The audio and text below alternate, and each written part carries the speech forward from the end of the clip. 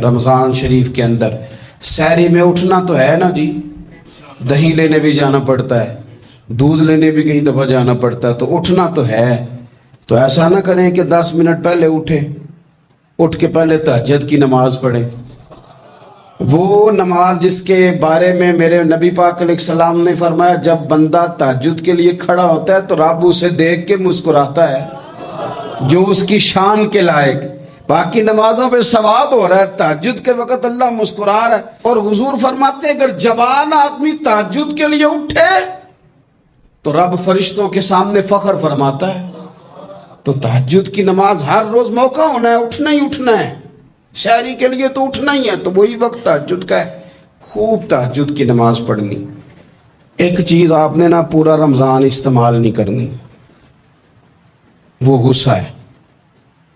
سارے روزے نا، یعنی بالکل عین افطاری کے وقت بھی کوئی بندہ غلط بات، برداشت کون سی بات کرنی ہوتی ہے، صحیح کہ غلط؟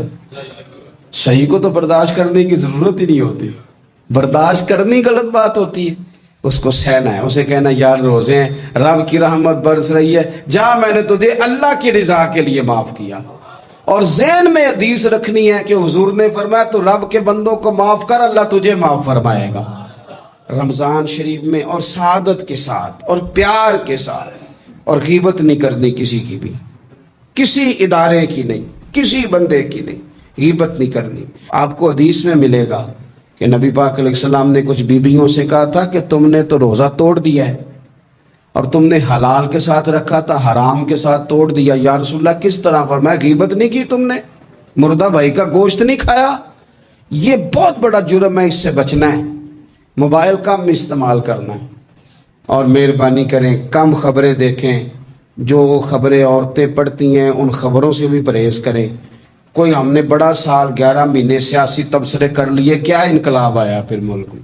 تو رمضان کا مہینہ سیاسی تبصرے رہنے دیں، زیادہ وقت مسجد میں گزاریں۔ پھر وہاں صرف ایک ہی سلسلہ ہے کہ کھاؤ کتنا کو کھا سکتے ہو، تو معتدل رہے۔ تیسری بات یہ کہ رزق کمانے کے مسئلے میں بھی معتدل رہے۔ کاروبار کریں، محنت کریں، منصوبہ بندی کریں، کوشش کریں، لیکن پیسے کمانے کے مسئلے میں ڈپریشن کا شکار نہ ہو۔ یعنی اس کو نہ جینے مرنے کا مسئلہ نہ بنائیں کہ اگر ایک مہینہ کاروبار صحیح چمکا ہے تو صحت بھی ٹھیک رہی ہے، اور اگلے مہینے اگر تھوڑے حالات خراب ہوئے ہیں تو بلڈ پریشر بھی کافی اوپر نیچے ہو گیا ہے۔ اس کو نفسیاتی مسئلہ نہ بنائیں۔ پہلے بھی کئی دفعہ کہہ چکا ہوں، پھر کہتا ہوں، 2 4 5 دوستوں سے پیار ہے تو 2 4 دفعہ انہی دنوں میں نا، سال کے بعد آ کے مجھے کچھ دن آتے ہیں نا کاروبار، انہی دنوں میں آ کے انہوں نے مجھ سے کہا، دور سے آئے، کہا جناب ہم کاروباری بندے، حالات ٹھیک نہیں، کوئی دعا بتائیں۔ تو میں نے کہا جن دنوں ٹھیک ہوتے ہیں ان دنوں کیوں نہیں آتے؟ کیا آج کل حالات بڑے اچھے ہیں، کوئی شکر کا طریقہ بتائیں، کیوں نہیں آتے؟ کیا فلسفہ ہم نے اختیار کر لیا ہے؟ رزق کا وعدہ اللہ کا ہے، اس کو کمانے میں اور پیسے کمانے میں محنت کرنے کا حکم دیا گیا ہے۔ نبی پاک علیہ الصلوۃ والسلام نے فرمایا جدوجہد کرو، نکلو، اللہ پہ بھروسہ کر کے نکلو، جس طرح وہ پرندوں کو روزی دیتا تمہیں بھی دے گا، لیکن اس میں نفسیاتی مسئلہ نہ بنایا جائے، نفسیاتی نہ بنایا جائے۔ حضور علیہ الصلوۃ والسلام نے نا ایک جملے کے اندر اس مضمون کو اتنے حسین انداز میں سمیٹا ہے نا کہ مسلمان، یہ ابن ماجہ میں موجود ہے، مسلمان اگر ان 2 جملوں کو کبھی سمجھ جائے نا تو سکون آ جائے زندگی میں، اطمینان نصیب ہو جائے، تیقن کی دولت ملے۔ حضور فرمانے لگے رزق کمانے کے معاملے میں معتدل رہنا، کوئی بندہ اتنی دیر تک مرے گا نہیں جب تک اس کے حصے کا رزق اسے مل نہ جائے۔ اتنی دیر تک بندہ دنیا سے نہیں جائے گا، تیرا حصہ تیرے تک پہنچے گا۔ کبھی بھی بے آبرو ہو کے رزق کمانے کے چکر میں نہ پڑے، کبھی بھی ذہن پہ سوار نہ کر لیں کہ میرا کام نہیں چل رہا، کبھی بھی اس طرح کی طبیعت نہ بنائیں۔ اور میں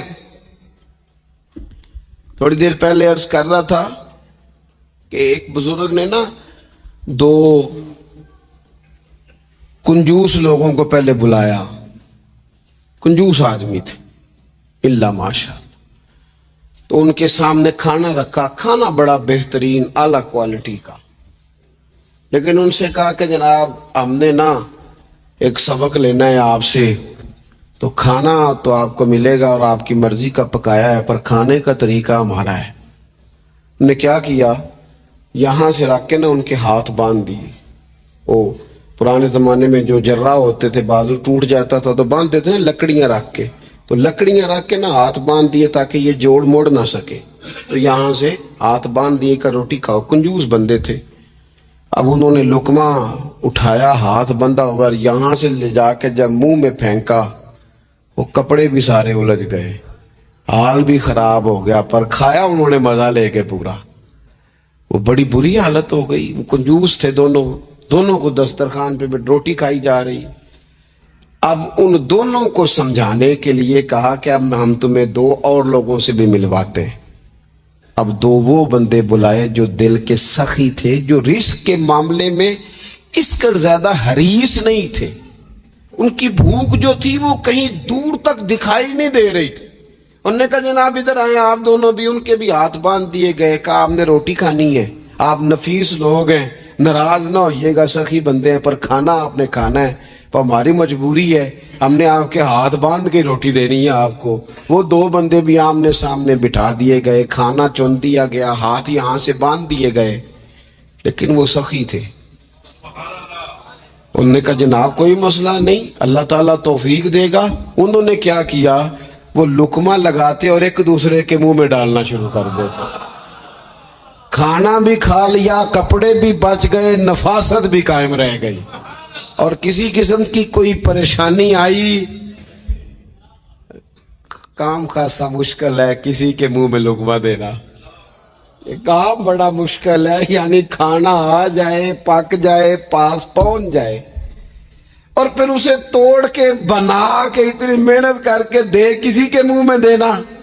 لیکن یہ دے کے دیکھو کپڑے بچ جائیں گے انشاءاللہ، نفاست نظر آئے گی، حسن نظر آئے گا، خوبصورتی نظر آئے گی، اس میں لطافت محسوس ہوگی، اس میں لگے گا کہ یہ بندہ ایسا ہے جسے اللہ تعالیٰ نے اپنے فضل سے عطا فرمایا ہے۔ تو غیر معتدل طریقہ بندے کو رسوا کر دیتا ہے، رسوا کر دیتا ہے۔ وہ مال کمانے تو نکلتا ہے لیکن وہ کمزور ہو جاتا ہے، اس کا مزاج اور طرح کا ہو جاتا ہے۔ میں نے دیکھا ہے، وہ جناب ساری دنیا چھٹی پہ ہے لیکن اس نے کہا چلو آج میں دکان کھول لیتا ہوں، گاہک کہیں بھی نہیں آئے گا تو چلو سارے آج مجھے مل جائیں گے۔ ایسا نہیں ہوتا، رزق اللہ نے تقسیم فرمایا ہے، اور جس کا ہے وہ اس تک پہنچ جاتا ہے۔ تو غیر معتدل طریقہ اور رسوائی والا طریقہ کبھی بھی اختیار۔ اسی طرح کا معاملہ سخاوت میں ہے۔ نبی پاک علیہ الصلوۃ والسلام نے فرمایا کہ جب صبح دن چڑھتا ہے تو فرشتے دعا کرتے ہیں، کہتے یا اللہ سخی کو زیادہ عطا فرما، اسے زیادہ دے۔ حضور فرماتے ہیں جو سخی ہوتا ہے نا، یہ لوگوں کے بھی قریب ہوتا ہے، اللہ تعالیٰ کے بھی قریب ہوتا ہے، اور جنت کے بھی قریب ہوتا ہے۔ اور یہ جو کنجوس ہوتا ہے یہ لوگوں سے بھی دور ہوتا ہے، اللہ تعالیٰ سے بھی دور ہو جاتا ہے، جنت سے بھی دور ہو جاتا ہے۔ سخاوت بڑی اعلیٰ چیز ہے، لیکن اس میں بھی معتدل رہنے کا کہا گیا ہے۔ معتدل، کچھ لوگ ایسے ہیں جو سخی نہیں ہوتے، یہ میں کوشش کروں گا تشریح آپ کے ذہن کے مطابق کر لوں۔ سخی مزاجن سخی، لیکن اگر کبھی چڑ جائے نا، وہ جتنے مرضی پیسے لے لو ان سے، مزاج میں سخاوت نہیں، لیکن اگر طبیعت ہے اس طرح کی کہ اگر ان کا ذہن آ گیا نا، کبھی کہیں کسی نے تعریف کر دی ہے، پوری خوشامد اس نے کر لی ہے، تو پھر تو جناب ساری جیب بھی آپ خالی کرا دے۔ یہ مزاج کی سخاوت نہیں ہے، یہ تو آپ کی طبیعت کا وہ ابال ہے کہ اگر کسی بندے کو پتہ چل گیا ہے کہ کس طرح کر کے آپ قابو آتے ہیں تو پھر وہ روز استعمال کرے گا۔ اور یہ ہوتا ہے، یہ ماحول ہوتا ہے۔ میں چونکہ مذہبی ماحول سے تعلق رکھتا ہوں، میں نے خود یہ دیکھا ہے کہ کوئی شخص اگر اس نے زیادہ بڑا منہ کھول کے لوگوں سے مانگنا شروع کر لیا ہے تو پھر تو جناب بڑی بات ہے، مہنگا آدمی. اور اگر کوئی اپنی وزاداری قائم رکھتا ہے، خوشامد نہیں کر سکتا، اس کی طبیعت نہیں ہے کہ وہ 20-50 لوگوں کی خوشامد کرے، 10 کو حاجی صاحب کہے، 20 کو عاشق رسول کہے اور 30-35 کو کہے جناب بڑی بات ہے، ہم نے تو بڑا دیکھا ہے، آپ تو بڑے بہترین لوگ ہیں. تو پھر جناب وہ اگر یہ کام اسے کرنا آتا ہے تو پھر اس کا مطلب ہے اسے دہاڑی بھی اچھی لگانی آتی، پھر اس کی آواز کا بھی زیادہ سریلا ہونا ضروری نہیں. پھر اللہ تعالیٰ معاف فرمائے، پھر بس ٹھیک ہے، اب میں کیا اس پر تبصرہ کروں. پھر تو ہم دیکھ رہے ہوتے ہیں جس کو وہ عاشق رسول کہہ رہے ہوتے ہیں نا. اور ایسی خطرناک، میرے سامنے ایک نعت خیق صاحب سے کہنے لگا، نعت حضور کی پڑھی جا رہی ہے. کبھی شعراء ایک کام کرتے تھے، وہ کہتے تھے شعر تیری نظر ہے، وہ غزل کا شعر ہے یا کوئی ایسا شعر ہے، لیکن ایک شعر ہے نعت کا، اس میں تو حضور کی تعریف ہے. نبی پاک کی تعریف کا شعر کسی بندے کی نظر کیسے ہو سکتا ہے جب اس میں ذکر ہی رسول پاک کا ہے؟ تو وہ نعت خان صاحب کہنے لگے، بندہ سامنے بیٹھا ہے، تھوڑا بہت میں بھی اسے جانتا ہی تھا، تو اسے کہنے لگے حاجی صاحب یہ شعر تہاڈی نظر ہے. میں نے آخیا تو مہربانی کر ایدی نظر کوئی اور شے کر لیا، یہ تو نعت ہے حضور کی، یہ نبی پاک کے لیے ہی رہنے دے، اس کی نظر تو نے کر دی ہے. تو نالے میں کیا حاجی جنی دیر تک پیچھے بیٹھا سی انہیں دیر تو نظر کیتی نہیں، ان دتھیاں لے کے سامنے آئے تو نظر نیاز شروع کر لی. نہ کریں یہ کام، اس سے کوفت پہ. اور آپ یقین کریں، میں ذمہ داری سے کہتا ہوں، یہ کام کرنے والا بھی تنگ ہوتا ہے اور جس کے لیے کر رہا ہوتا ہے پتہ اسے بھی سارا ہی ہوتا ہے کہ چکر کیا چل رہا ہے، سب پتہ ہوتا ہے. تو اس تکلف میں جب انسان کام کرتا ہے تو کہاں تک بات جاتی. سخاوت کرے لیکن چڑھ کر کوئی کام نہ کرے. نبی پاک علیہ الصلوۃ والسلام نے فرمایا، حضور فرمانے لگے اس طرح خیرات نہ کرنا کہ تمہارے اپنے بچے بعد میں لوگوں کے سامنے ہاتھ پھیلاتے پھرے. حضرت سعد بن ابی وقاص رضی اللہ تعالیٰ عنہ نے عرض کیا تھا، یا رسول اللہ صلی اللہ تعالیٰ علیہ وسلم، میں سارا مال اللہ کی راہ میں خیرات کرنا چاہتا ہوں، میری ایک ہی بیٹی ہے، میں چاہتا ہوں سارا اللہ کے راستے میں دے دوں. تو حضور فرمانے لگے نہیں بھائی، تو چوتھا حصہ دے، 3 حصے اپنی بچی کے لیے، بیویوں کے لیے، باقیوں کے لیے رکھ لے، لیکن تو یہ کام نہ کر. تو میرے عزیز زندگی میں خرچ کرنے میں بھی اعتدال کا مظاہرہ کریں.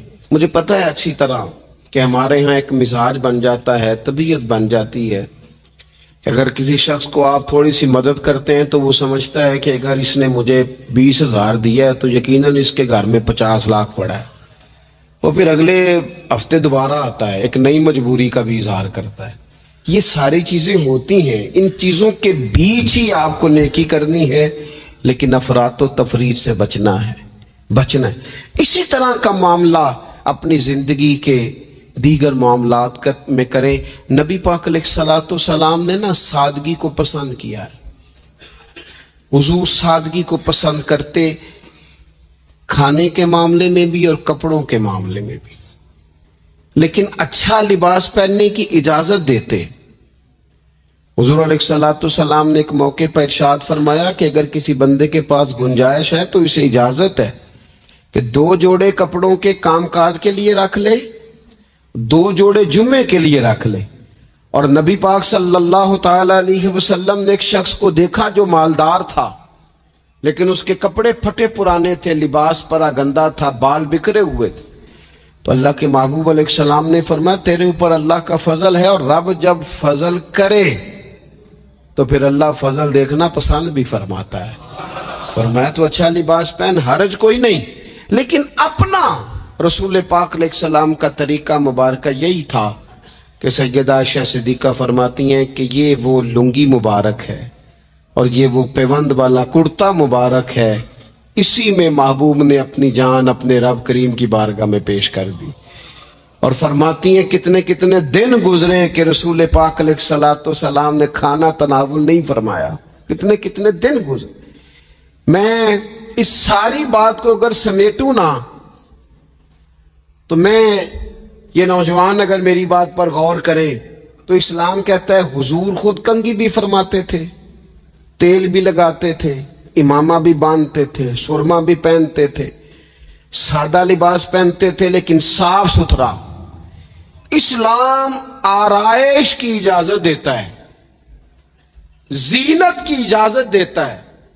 آپ کنگھا کریں، تیل لگائیں، خوشبو لگائیں، سرما لگائیں، صاف لباس پہنے، کپڑے دھلے ہوئے پہنے۔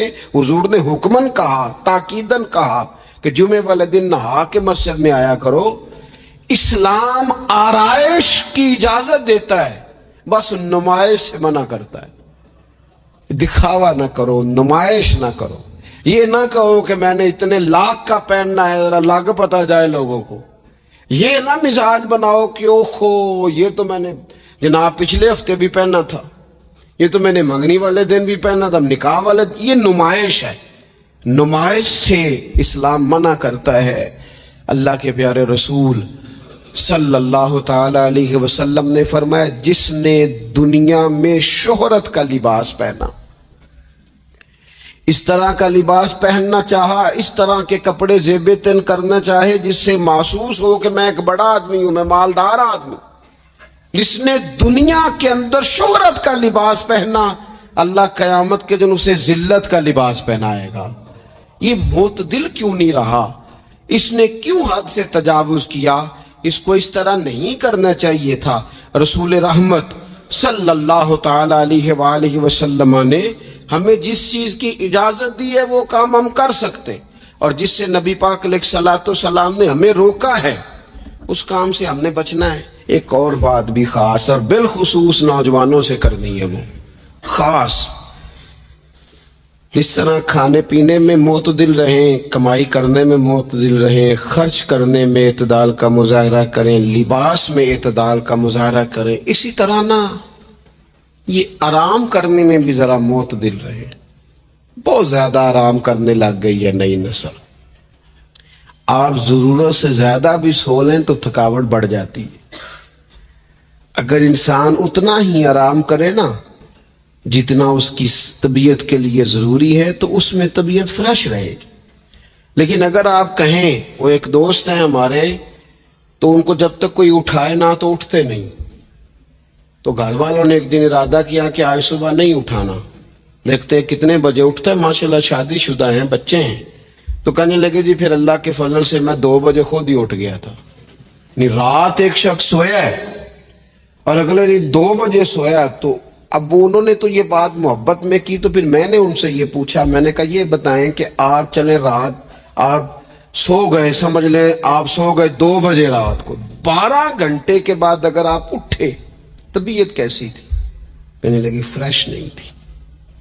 میں نے کہا فریش تبھی ہوتی ہے اگر آپ فجر میں اٹھ کے وضو کر کے نماز پڑھتے، فریش یہ تبھی ہوتی ہے اگر آپ سحری آپ اپنی روٹین کے مطابق اٹھتے اور اپنی ڈیوٹی پہ جاتے، واپس آتے اور تھک کے سوتے۔ بہت زیادہ آرام پسندی، اور جب سے یہ ساتھ موبائل اٹیچ ہوا ہے، ایک کونا مل جائے، ایک تکیہ مل جائے اور موبائل کی بیٹری موجود ہو اور سروسز اس کی ساری ٹھیک ہو، پھر ہمیں آواز کوئی نہ دے، اس سے کیا ہوتا ہے؟ وجود بالکل سست ہو جاتا ہے۔ آپ کو اللہ تعالیٰ نے جو قدرتی صلاحیتیں دی ہیں، آپ جو کچھ کر سکتے ہیں اپنے گھر کے لیے، وطن کے لیے، ماں باپ، وہ آپ نہیں کر پائیں گے۔ زنگ آلود ہو جائے گا وجود، ہر وقت کی تھکاوٹ، ہر وقت کا مزاج کے اندر سستی کا جانا، اعتدال سے نہ نکلے۔ نیند 7-8 گھنٹے بہت کافی ہے، اور وہ بھی میں آپ کو ایک ذاتی بات بتاتا ہوں، اگر اللہ چاہے نا بندے کی نیند پوری ہو تو کئی دفعہ صرف 20 منٹ آنکھ لگ جائے تو بندہ فریش ہو جاتا ہے، اور اگر منظور نہ ہو مالک کریم کو تو پھر ٹھیک ہے، لوگ لیٹے ہوئے۔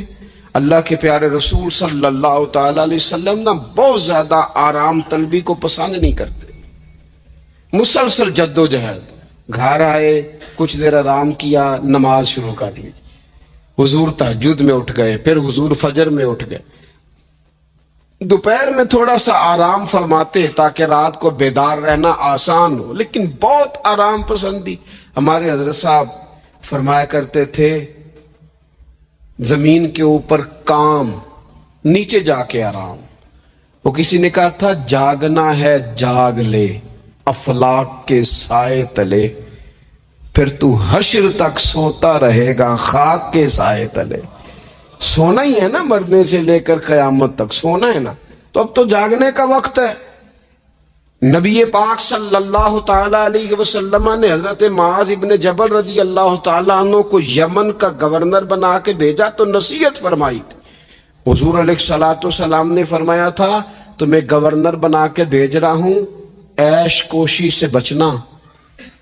حضور فرمانے لگے اللہ کے بندے آرام طلب نہیں ہوتے، رب کے بندے تو محنت کرنے والے ہوتے ہیں، جد و جہد. وہاں جا کے عیش کوشی سے بچنا، یہ مسند امام احمد بن حنبل میں موجود ہے.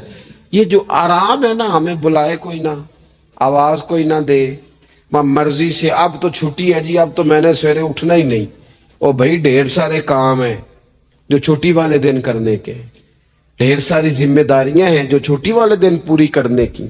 اپنی زندگی سے، اپنے وجود سے کچھ نفع لے، ایسا نہ ہو کہ یہ بیکار ہو جائے. لیکن اگر زندگی صرف اور صرف کھانے پینے میں، لباس پہننے میں اور باتیں کرنے میں لگ جائے تو پھر تو آپ بیکار ہو جائیں گے. پھر تو محسوس ہوگا کہ جیسے انسان نہ خوابوں کی دنیا میں زندہ ہے، باتوں کے ساتھ اپنے دل کو مطمئن کرتا ہے. اس نے اچھا لباس پہن لیا ہے، بس آئینے میں اپنے آپ کو دیکھ کے خوش ہوتا رہتا ہے. طرح طرح کے کھانے منگاتا رہتا ہے، بس زبان کے ذائقے پورا کرتا رہتا ہے.